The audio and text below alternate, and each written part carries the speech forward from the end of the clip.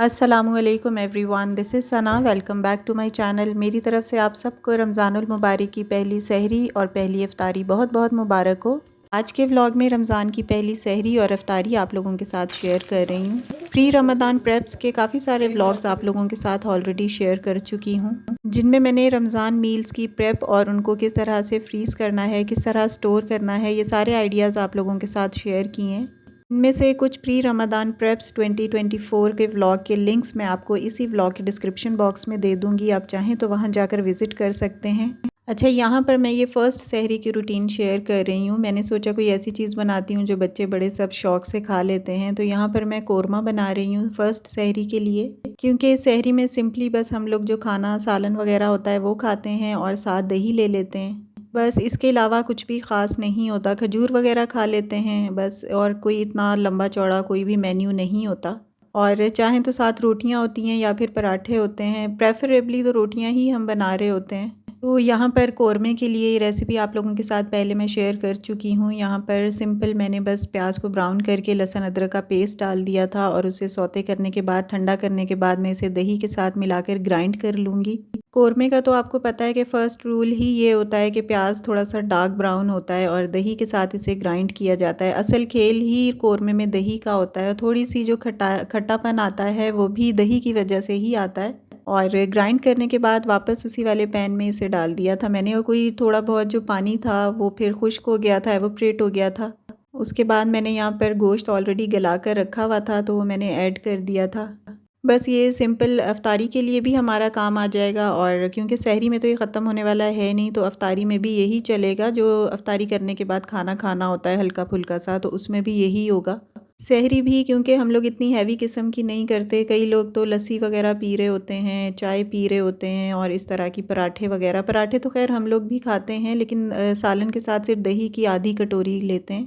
खैर अपनी शौक़ और भूख के मुताबिक अफ्तारियाँ और सहरियाँ लोगों की होती हैं डिफरेंट किस्म की। यहाँ पर ये देखें कितना दानेदार सा और बहुत मज़ेदार सा कोरमा रेडी हुआ था। ये बीफ का कोरमा है और बहुत ही दानेदार सा बन के रेडी हुआ है, आपको पिक्चर में भी नज़र आ रहा होगा। और ये जो कोरमा है ना, ये मैंने सहरी से पहले बना कर रख लिया था, क्योंकि सहरी में मुझे था कि पता नहीं गैस होगी या नहीं होगी। वैसे भी सहरी के टाइम पे इतना टाइम नहीं होता कि आप खाना भी बनाएं, तो इसलिए खाना मैंने रात को ही बना लिया था और पराठे मैंने सुबह उठकर बनाए थे। बस ये जो 2 पराठे आपको नज़र आ रहे हैं यही थे, और साथ 2 सिंपल रोटियां थीं, और इसमें से भी हमारा खाना काफ़ी बच गया था। बच्चियों ने भी माशाल्लाह रोज़ा रखा था।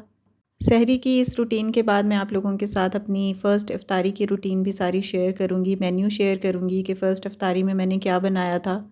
कोई इतना हाई फाई या बहुत ज़्यादा हैवी डिशेस मैंने नहीं बनाई थी, बस थोड़ा सा ही जो कैजुअल चीज़ें होती हैं नॉर्मली जो पाकिस्तानी घरों में बन रहा होता है, बस वही कुछ मैंने बनाया था। और समोसे और रोल्स, सॉरी, वो तो ऑलरेडी फ्रीज़ हुए हुए थे।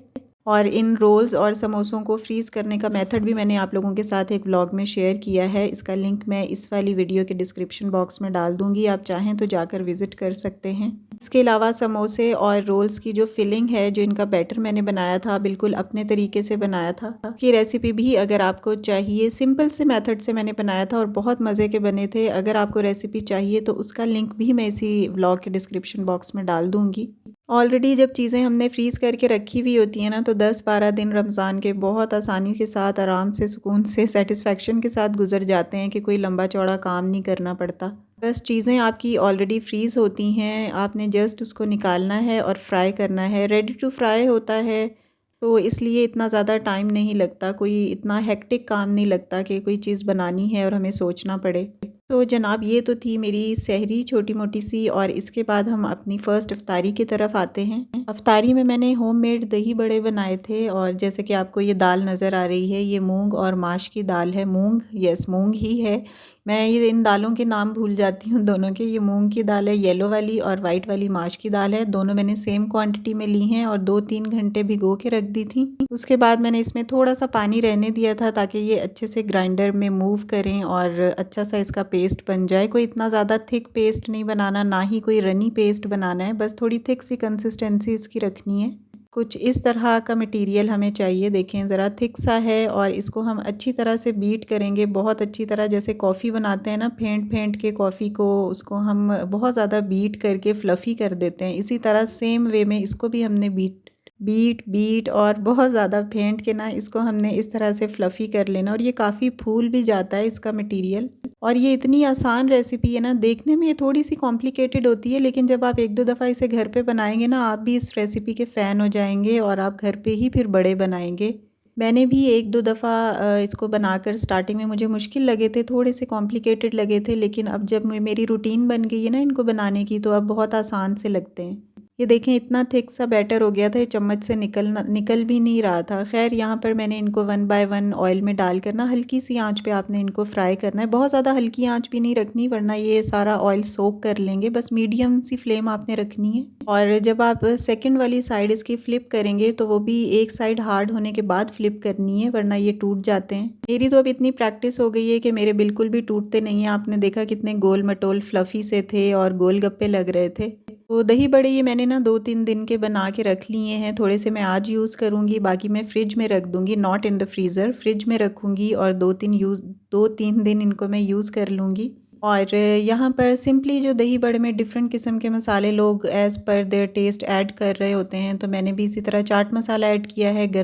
काली मिर्चें मैंने डाली हैं, गरम मिर्चें कहने वाली थी मैं, काली मिर्चें मैंने इसमें ऐड की हैं। और उसके बाद मैंने ये जो आपको क्यूब नज़र आ रहा है, ये ग्रीन चटनी है। इसको भी मैंने आप लोगों के साथ ही एक ब्लॉग में शेयर किया था, किस तरह से मैंने इसे फ्रीज़ किया था और क्यूब्स की फॉर्म में रख दिया था।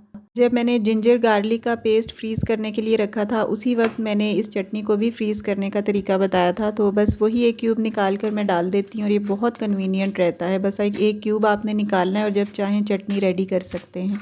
कोई आपको फ़ौरन फ्रेश धनिया पुदीना लाकर ग्राइंड नहीं करना पड़ेगा, सिर्फ ये क्यूब फ्रीज़र से निकालना है और ऐड कर देना है, दैट्स इट। अच्छा, यहाँ पर मैंने जो वेजिटेबल्स आपके सामने ही स्टोर की थी, उनमें से एक ये पालक भी थी, और एक तो मैंने ज़िप लॉक बैग में रख दिया था और बाकी मैंने एक बॉक्स में रखा था। और अब वो बॉक्स मुझे चाहिए था, तो बॉक्स से निकाल कर मैंने इसे प्लेट में रख दिया था। इसलिए ये पालक आपको एक बड़े से क्यूब की फॉर्म में नज़र आ रही थी, क्योंकि ये बॉक्स के अंदर से मैंने फ्रीज़ की हुई निकाली और थोड़ी सी उसमें से खुरच के मैंने इस वाले पकौड़े के बैटर में ऐड कर दिए। आज कुछ ज़्यादा ही स्लिप ऑफ टंग हो रहा है, लेकिन खैर अब मैं इसकी कोई ख़ास परवाह नहीं करती। अगर मैं एक एक बात नोटिस करने बैठ जाऊँ ना, तो मेरे वॉइस ओवर में बहुत ज़्यादा टाइम लगेगा।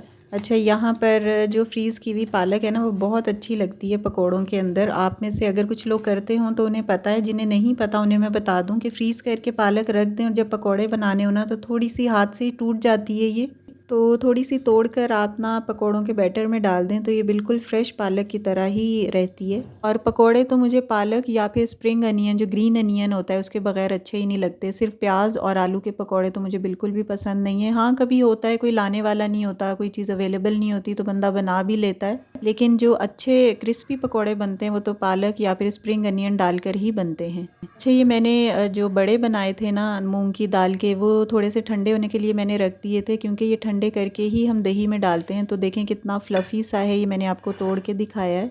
दही बड़े या फिर दही भल्ले भी कह रहे होते हैं लोग, तो बहुत मज़े के ये बनते हैं। घर पे एक दफ़ा आप लोग ट्राई कीजिएगा। जब मेरे पास इनको बनाने का टाइम नहीं होता ना, तो मैं दही बूंदी डाल देती हूँ, जो बाज़ार से बनी बनाई मिलती है। उसको बस 5-10 मिनट के लिए गर्म पानी में सोक करती हूँ और फिर इनकी जगह, दही बड़ों की जगह, वो दही बूंदियाँ डाल देती हूँ, या फिर पकौड़ियाँ वैसे मैंने बहुत ही कम डाली हैं, मुझे नहीं पसंद दही बूंदियाँ। तो जो थोड़ी फ्लफ़ी सी होती है ना, गोल मटोल सी, बस वही मैं डालती हूँ। पकौड़ियाँ तो मैंने कभी भी नहीं डाली, बस जो बाज़ार के दही बड़े होते हैं उसमें ही डली हुई देखी हैं।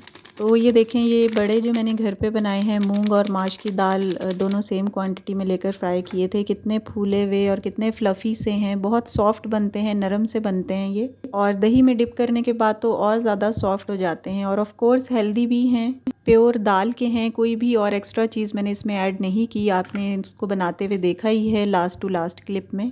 और यहाँ पर मैं ये फ्रीज़ की हुई इमली की चटनी डाल रही हूँ, क्योंकि ये मैंने आप लोगों के साथ व्लॉग में जब शेयर किया था ना, तो इस बात को काफ़ी टाइम हो गया है, इसलिए मैंने इसे फ्रीज़र में रख दिया था। इमली की चटनी फ्रिज में ख़राब हो जाती है, फंगस लग जाती है, तो इसलिए मैंने इसे फ़ौरन फ्रीज़र में रख दिया था। और फ्रीज़र से निकाल के दही में डाल के ना मैंने इसे मिक्स कर लिया था अच्छे तरीके से। यहाँ पर मैं रोल और समोसे फ्राई कर रही हूँ बच्चियों के लिए, और मैंने तो बस 1 या 2 ही खाने होते हैं, साइज़ में भी बहुत छोटे होते हैं, इवन 1 बाइट समोसा ही होता है ये ऑलमोस्ट। इनकी फिलिंग की जो रेसिपीज़ हैं ना वो भी मैंने आप लोगों के साथ कल वाले व्लॉग में शेयर की हैं। इसका लिंक भी मैं डिस्क्रिप्शन बॉक्स में डाल दूँगी। आप लोगों को रेसिपी चाहिए हो तो लिंक को विज़िट कर सकते हैं। रोल्स के लिए चिकन वेजिटेबल की फिलिंग मैंने रेडी की थी और बहुत मज़े का बैटर था। खैर यहाँ पर मेरी सारी अफ्तारी अल्हम्दुलिल्लाह अल्लाह ताला के करम से रेडी हो गई थी।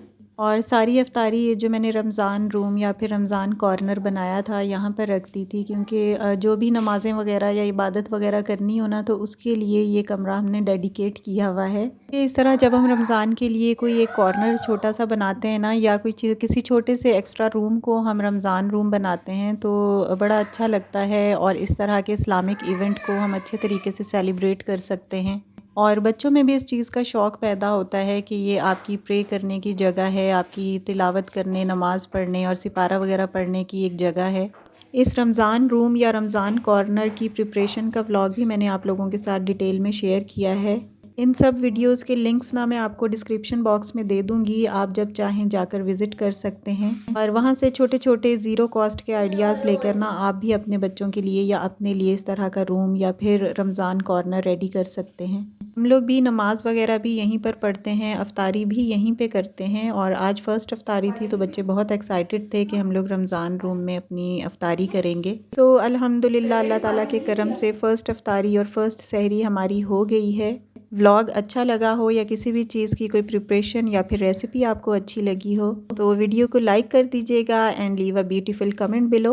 इंशाल्लाह इसी तरह नेक्स्ट वीडियोस में आपके साथ कुकिंग के हवाले से, किचन क्लीनिंग या फिर किचन ऑर्गेनाइजेशन के हवाले से व्लॉग्स लेकर आती रहूँगी। वीडियो पर न्यू आए हैं तो चैनल को सब्सक्राइब कर दीजिएगा। इंशाल्लाह नेक्स्ट वीडियो में मुलाकात होगी। Till then stay happy, stay fit, bye.